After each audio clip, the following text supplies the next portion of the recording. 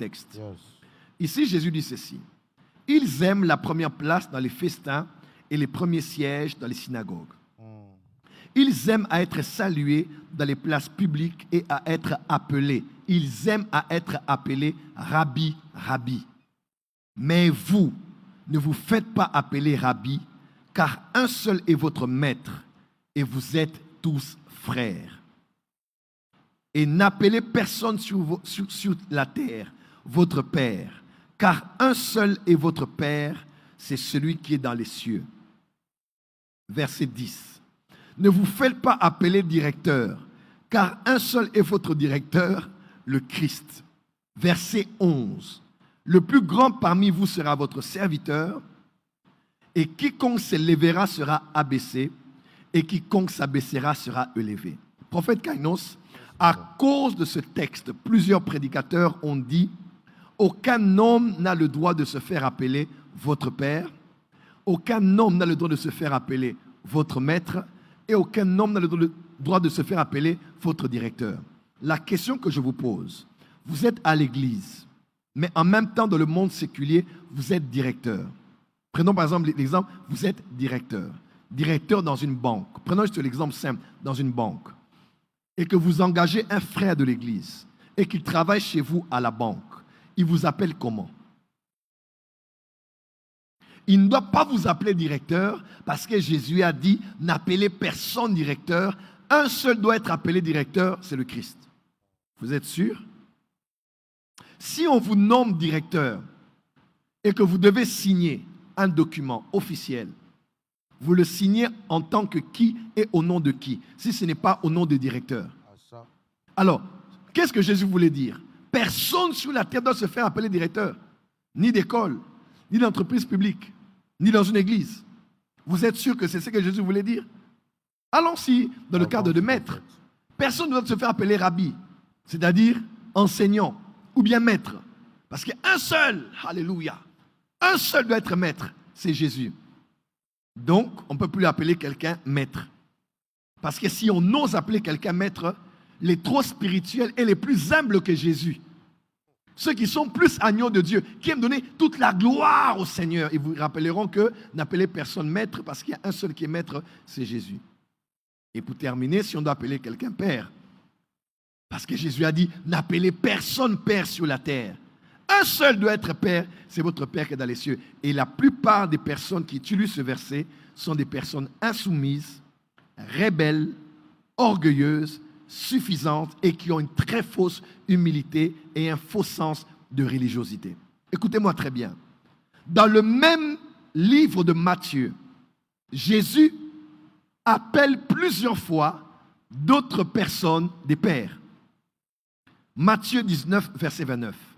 Et quiconque aura quitté à cause de mon nom ses frères, ses sœurs, ou son père, ou sa mère, ou sa femme, ou ses enfants, recevra le centuple et héritera la vie éternelle. Jésus appelle les parents de ceux qui quittent, le père et la mère. Quand Jésus appelle les parents là, père et mère, ou bien père, est-ce que Jésus a mal fait?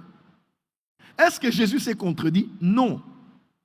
Allons-y dans Matthieu 19, verset 5. Et qu'il dit, c'est pourquoi l'homme quittera son père et sa mère et s'attachera à sa femme et les deux deviendront une seule chair. Quand Jésus dit ça, est-ce que Jésus a contredit ce verset? Parce qu'on appelle celui qui se marie, parce qu'on appelle les parents de celui qui se marie père et mère. Est-ce que Jésus a contredit cela? Non. Pire encore, Matthieu 15, verset 4. Le même Jésus qui a dit n'appelez personne père, il appelle plusieurs pères ici. Matthieu 15, verset 4, il est écrit, car Dieu a dit, honore ton père et ta mère, celui qui maudira son père ou sa mère sera puni de mort. Et c'est la parole de Dieu. Alors, pour bien comprendre ça, s'il vous plaît, arrêtez de paraître trop humble en disant, nous sommes tous frères, nous sommes tous sœurs dans le Seigneur. Je ne suis qu'un homme comme vous, je ne suis qu'un frère comme vous, c'est vrai, mais c'est aussi l'ignorance. Amen. C'est aussi de l'ignorance. Parce que le concept père est biblique. Si on ne doit parler que du père biologique, Jésus reconnaît qu'on peut appeler le père biologique père Il cite les versets ici. Comme ceux qui disent, Jésus a dit n'appeler personne Père. Est-ce que Jésus a dit n'appeler personne Père spirituel? Non, Jésus a dit n'appeler personne Père. Donc si on doit ne s'en tenir qu'à ce que Jésus dit, on devra appeler personne Père. On doit seulement dire mon Père qui est dans les cieux. Dans la plupart qui utilisent ce verset, prophète Kainos l'utilise mal. Et la plupart de ces personnes ne réussissent pas clairement dans le ministère parce qu'ils ne sont pas équilibrés quant à la pensée biblique de ce qu'est la paternité spirituelle. Écoutez-moi très bien.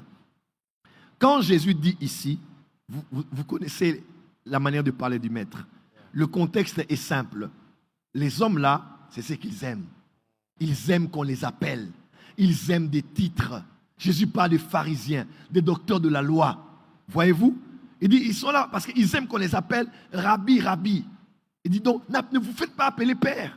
Ne vous faites pas appeler Maître. Ne vous faites pas appeler Directeur. C'est dans le contexte du fait qu'il y a des gens qui les recherchent. Ils les recherchent pour la gloire. Ils les recherchent pour écraser les autres, manipuler les autres et traîner les autres à leur solde.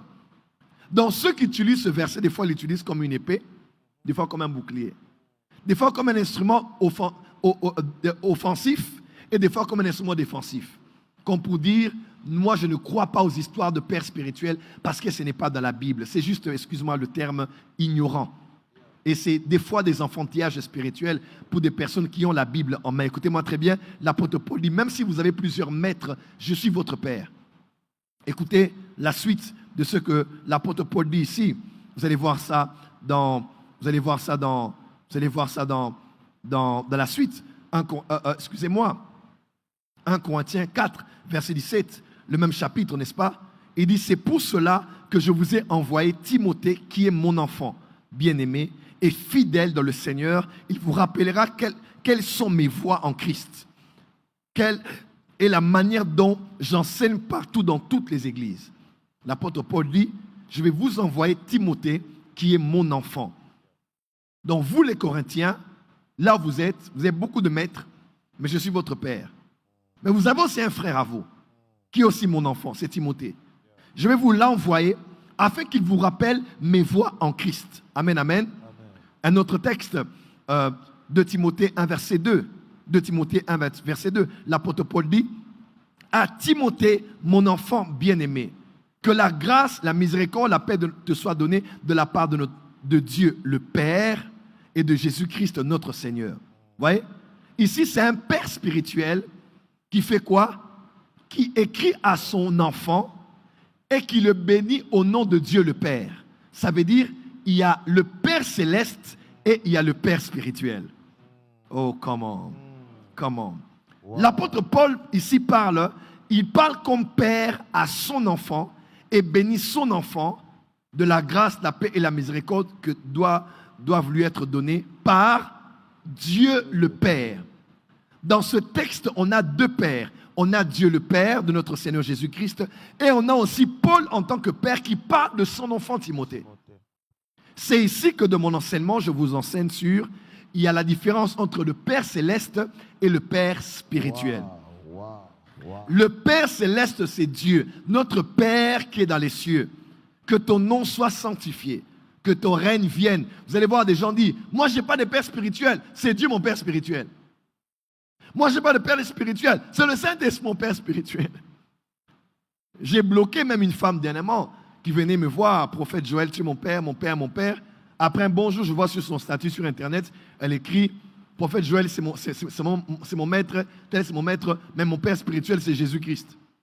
J'ai pris le texte et je l'ai envoyé sur WhatsApp. J'ai dit, mais qu'est-ce que tu racontes? J'ai dit, non, toi, tu ne suis pas notre philosophie ministérielle. Parce que ce que tu dis là, ce n'est pas la Bible. Et je l'ai bloqué. Elle a écrit ton numéro, je l'ai bloqué. J'ai dit, c'est des gens qui ne connaissent pas la Bible. Est-ce que quelqu'un me comprend? Ce n'est pas parce qu'il y a des abus. Croyez-moi, nous savons qu'il y a des abus d'autorité et même aussi du vagabondage de plusieurs qui sont aujourd'hui enfants ici, enfants là-bas, enfants là-bas, enfants là-bas. Là, nous le savons. Mais ça n'exclut pas le fait que Paul, en tant que père, a béni son enfant. S'il appelle Paul mon enfant, si Paul appelle Timothée mon enfant, Timothée appelle Paul comment? Père. Il dit, mon père, Paul, m'a béni de la grâce, la miséricorde et de quoi? et de la paix, n'est-ce pas? Au nom de Dieu le Père. Donc, mon Père m'a béni au nom de Dieu le Père, parce qu'il y a un Père céleste et aussi un Père spirituel. Amen, amen. Tite 1, verset 4, pour terminer ce point. Tite 1, verset 4.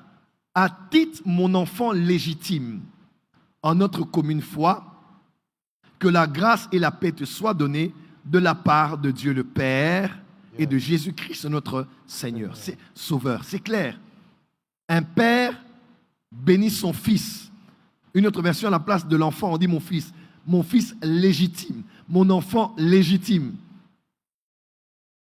Et il le bénit de la grâce et de la paix qui lui sont données de la part de Dieu notre Père. Donc, croire que Dieu est le Père n'exclut pas qu'il faut croire que toi aussi tu dois avoir un Père spirituel. Wow. Dieu est le Père céleste, mais tu as aussi un Père spirituel. Moi qui suis corinthien, j'ai pour Père Paul, j'ai pour frère Timothée et j'ai pour Père céleste Dieu. Lui qui nous a donné comme autorité Paul, et Paul nous a engendrés dans l'évangile par son message. Quelqu'un me suit? Donc faites la nuance. Ce texte de n'appeler personne Père est dans un contexte spécifique. Il a été adressé à des hommes qui cherchaient la gloire des titres et ils avaient la titromanie. C'est né que dans ce contexte dont Jésus a eu à en parler.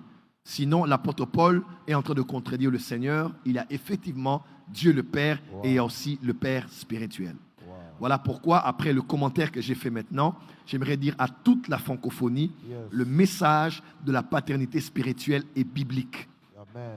Et quand vous honorez votre Père, ce n'est pas l'adorer, ce n'est pas le vénérer, parce que beaucoup de gens, au nom de la fausse humilité, la simplicité, non, moi je suis votre frère, je ne suis que votre pasteur, je suis qu'un pécheur. Non, ça c'est bien, mais c'est des fois des fausses humilités, excusez-moi de le dire.